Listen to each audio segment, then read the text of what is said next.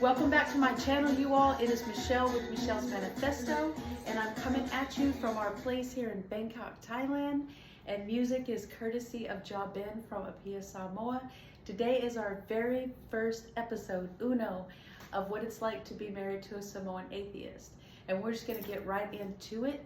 And remember, if you're new to this channel, please don't forget to subscribe, like, comment.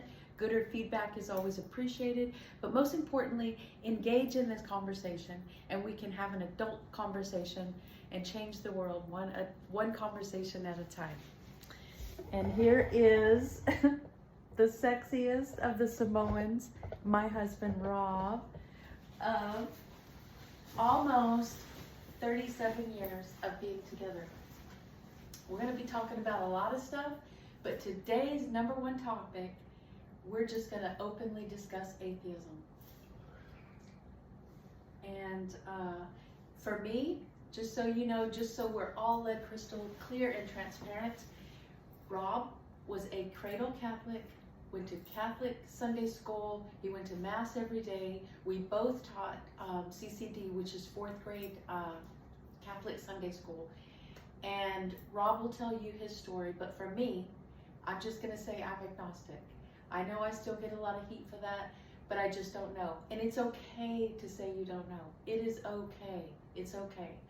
We'll talk more about that later, but just know that I believe that I don't know who created us. I have no idea. And after reading... And it's based on... Well, after reading the Abrahamic Bible, I'm even more stunned. Like, I used to think that I was spiritual. Like, I would pick the good parts out of the Bible and be like, oh, well, someone just miswrote this other stuff. But when you read that other stuff and you're like, oh my God, it's really cool to... That's a blue Islam. True. So I'm gonna let him talk more, but for me, I'm just like the jury's out. Like, I love Buddhism, I love Hinduism, way too much incense for me personally, but I love it. But I just pray to whoever's the maker.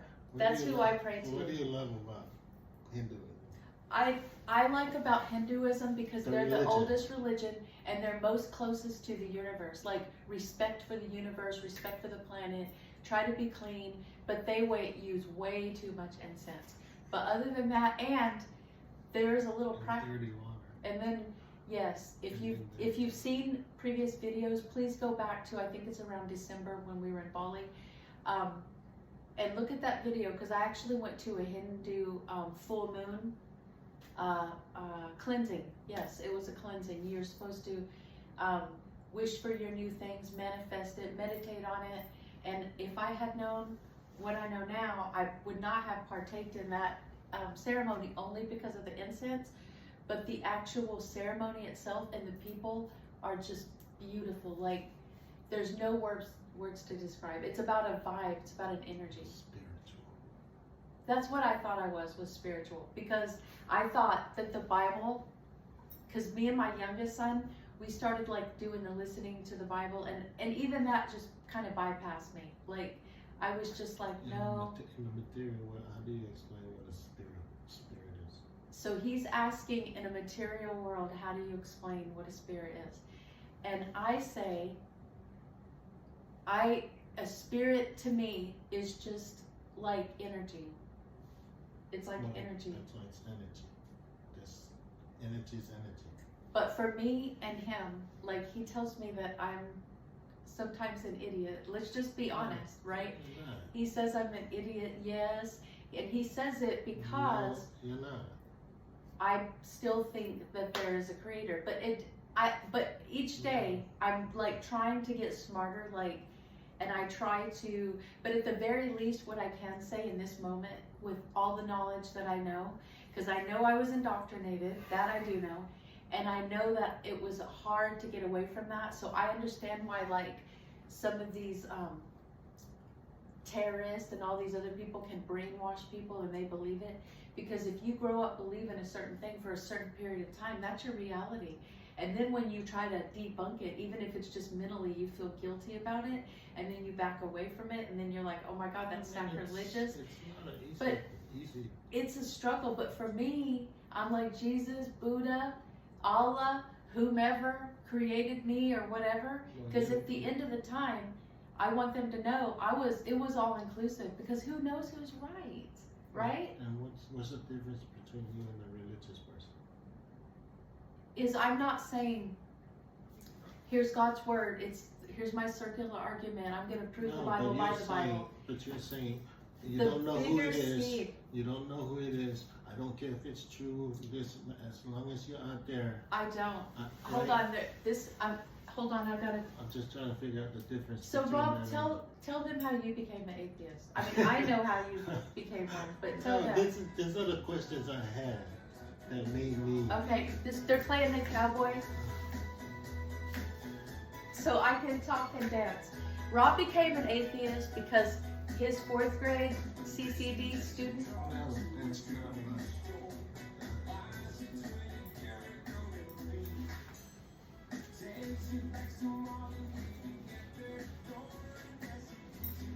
You know, you can do the wobble to just about any song. You can. Watch. Yeah.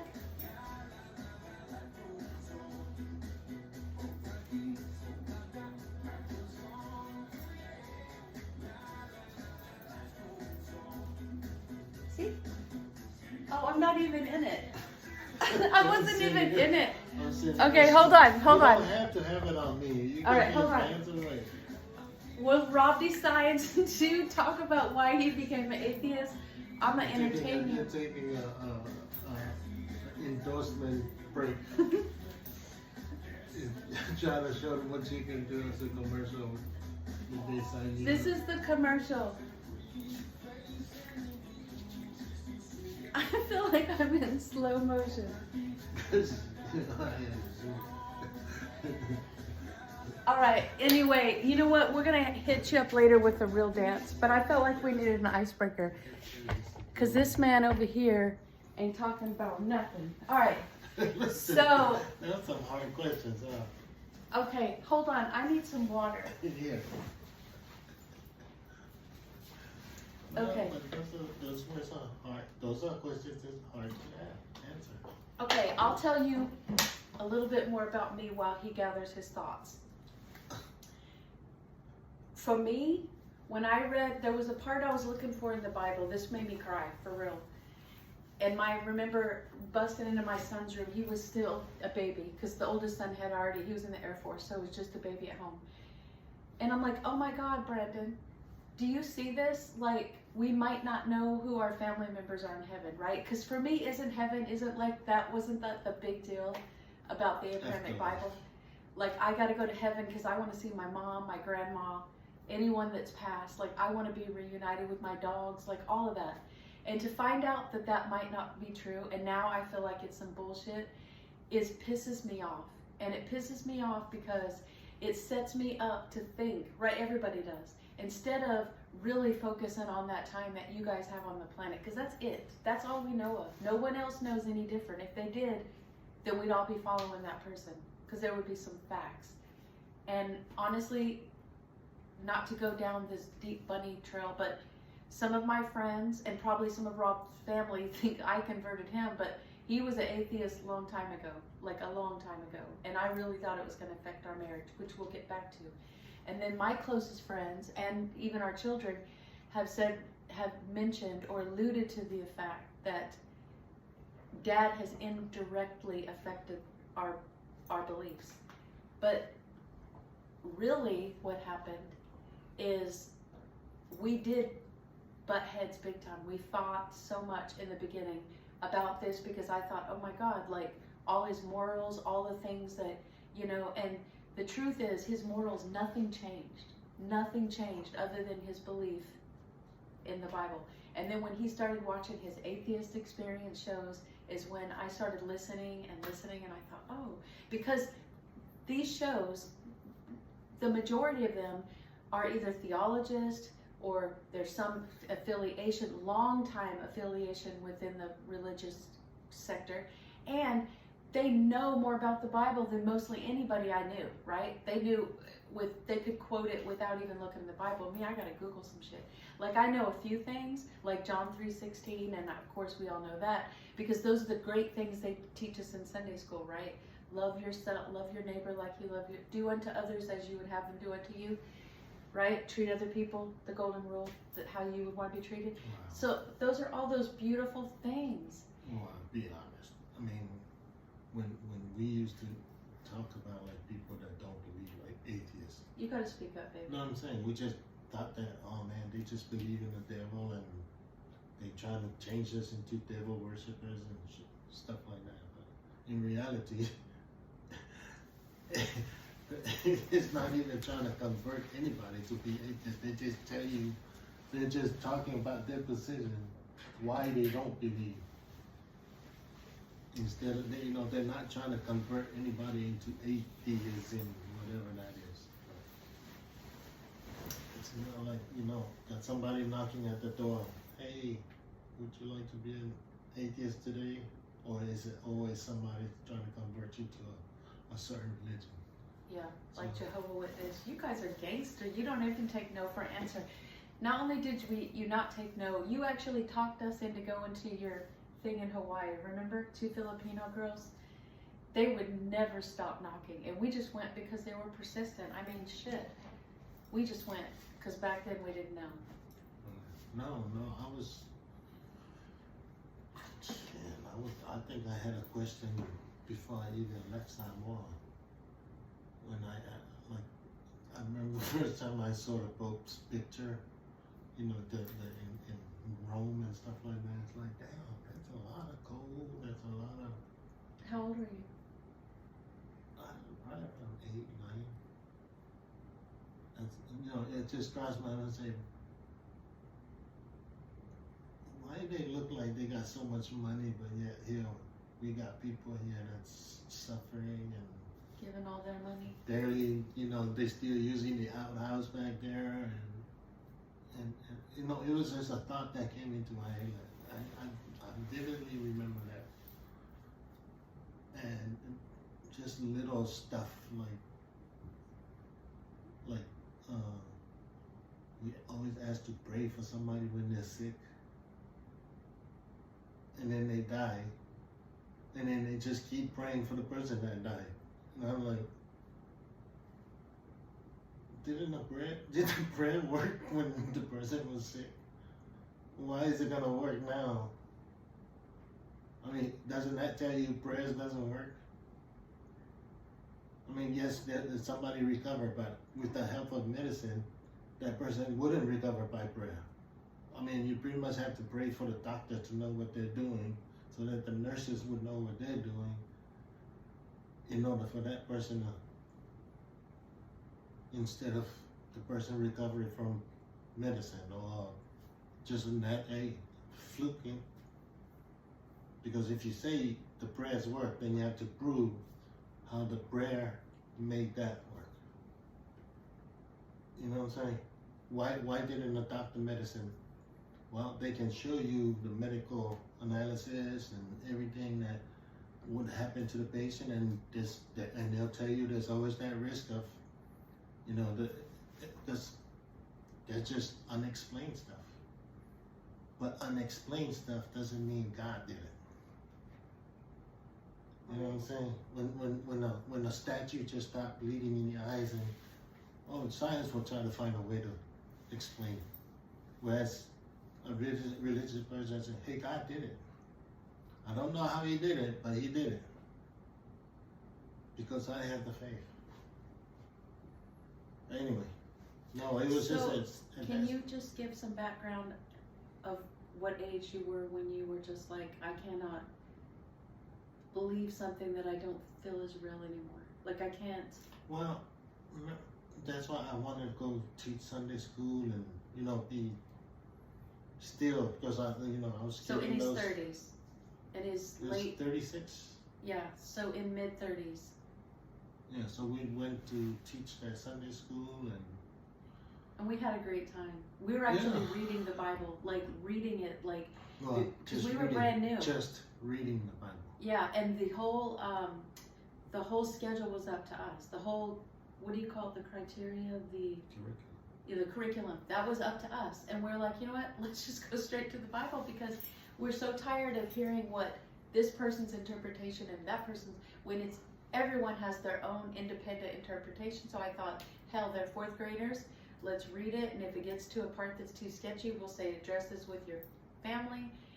And right around that time, there was a little girl that came up to Rob, and she was like, hey, Mr. Schuster, could you just tell me, you know, why, if Adam and Eve were the only two people, then how? No, it was, Or if Adam and Eve had Cain, Seth, and Abel, yeah. how were they able to have more kids? And this kid was just like, tell me, because I know you must know. And that's when... That was a little atheist. That little girl was a little atheist. And she got me. You know, I didn't have an answer. Say, hey, hold that thought, and then we get back to you next week. So, of course, I did my homework, went and read, and I'm like, okay, I get to the part, then Cain killed Abel, so there's only two now. And all of a sudden, bam, it jumped to, and they went on to have many more children. And I'm like, how can they be so precise on all the other details with how he was killed? And I mean, what happened to, what's up? You know, but hey, but then I was like, went back the next week, and I just told the kids that, look, I'm sorry, there's no answer in there that said, did we even stay for the rest of the year? You said to go to, well, we weren't there for the whole year because he retired out of the military there. His answer was, you really need to go and discuss this with your parents. That was the only answer that we could give these kids. And then we were like, Then we were told that the Book of Jubilee would fill in those blanks. And apparently that is banned by the Catholic Church. And anyway, and for me, okay, so that's another thing. So he became an atheist, and I was still going to church. Don't fast forward too much. Just go from that point. When you were an atheist? No, because I wasn't. So he slowly backed away, started doing his independent research, like his studies, all of these things, read books, watched shows, listened to like Christopher Hitchens, Richard Dawkins. You know, Christopher Hitchens is amazing. Unfortunately, he's passed away, but you listen to him for just 15 minutes, and I promise you, you will want to listen to more and more, and you will be like, holy crap. Like, he knows everything from he's a journalist. He's also, he's from England. He's from England, right? And so he's journalist. He married an American woman. They have some children. I think she still carries on his cause, but he is a very profound, intellectual, next level atheist, and knows more about the Bible than I bet most of you.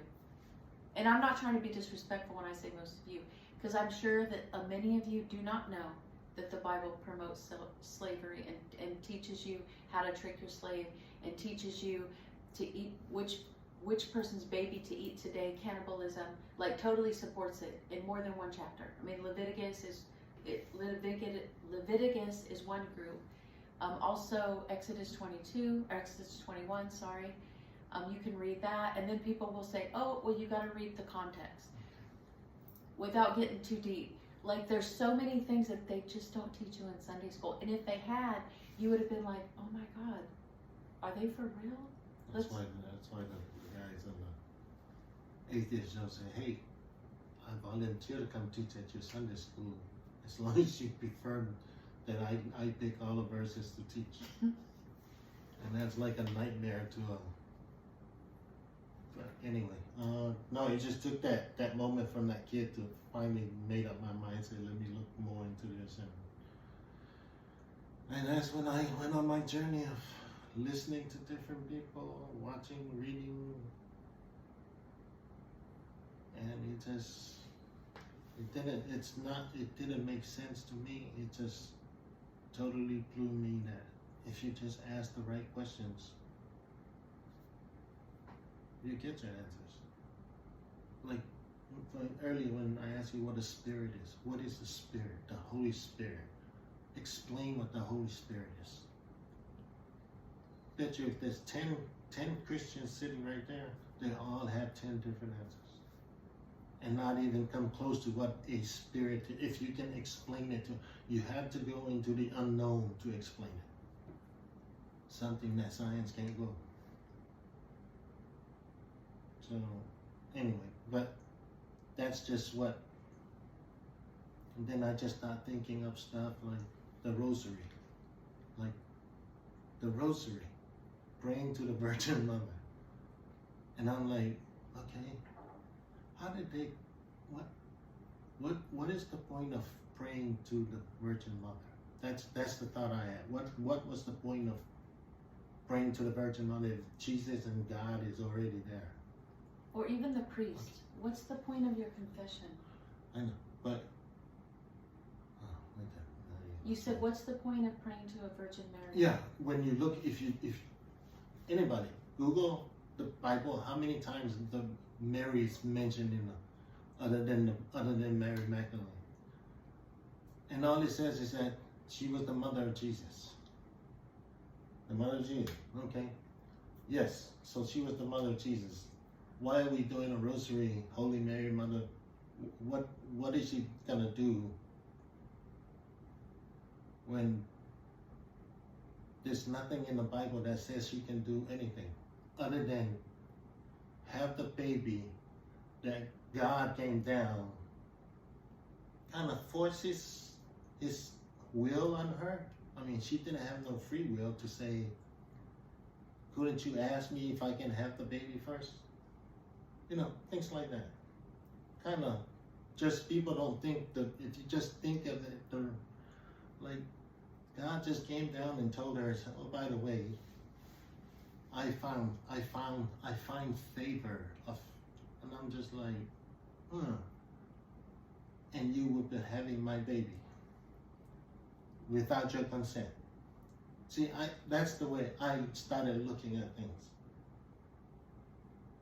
And I'm like, well, if we have laws now that somebody will come and have unconsent or not consented sex, that would be rape, right? I mean, in our law, I mean, of course you can think that God has his own special rules because he created everything. I mean, it's his rules. We play by his rules. He knows the past, present, and future, but yet he can't intervene just to, I'm gonna wipe a clean slate today, start everybody being happy, and just live every day until you just get old and pass away. Why can't we have a world like that if he can do anything? This guy loves to see people suffer. I mean, I can stop a child rapist if I see the child. If I see that guy raping a child, I can stop that person. And Jesus and God just keeps watching. Like, hey, I hope somebody is around so that they can find that way. You know, stuff like that. When you start thinking that way, you're like, man, I can stop a child rapist when Jesus and God can sit there and watch it and not do a damn thing. Wow. That's deep. Of course, so I gotta go, hey, so where did this stuff come from? And there's even writings before the Bible, that the Bible could have fraudulently copy and paste from the Epic of Gilgamesh, and they're talking about floods and freaking.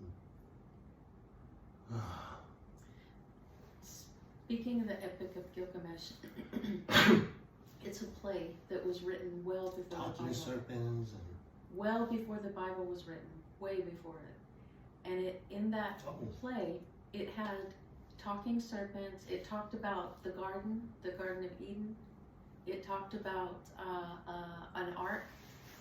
So it was some similarities. So when I found out about the Epic of Gilgamesh, I was like, what? If this isn't plagiarism, I don't know what is. Like, I don't know what isn't.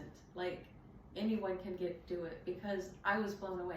And then it goes just a tad bit further. There's a book on Amazon you can get, which I'm not sure who the author is, but it's called The World's 16 Crucified Saviors. And it talks about more than one God that was born of a virgin. And you're just like, what? Like, what? And then... There's information out there. I know, but no, who knew?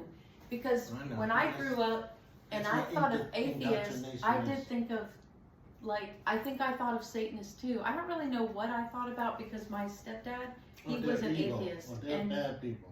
Well, my stepdad was an atheist. He just didn't talk about church. Like, the only time he went was to make somebody he worked with happy. But as far as believing in, no, he was an atheist. But it was never. Was he going around trying to tell people to be atheists? No, he didn't even ever talk about it. He just was like, what kind of God? This was what he said. Because he had been born into multiple brothers. Like, there was a big family, big Greek family. And something happened to one of his younger brothers when he was a baby. And just other things that he experienced growing up. And he was like, what kind of God would there be? And of course he's Greek, so I'm sure that they have their own. You know the sad part is that we don't try to confront. That's why I don't talk about my atheism when I'm around my family. I don't say nothing unless somebody says something, or if somebody wants to know, I would love to have a conversation with somebody. You can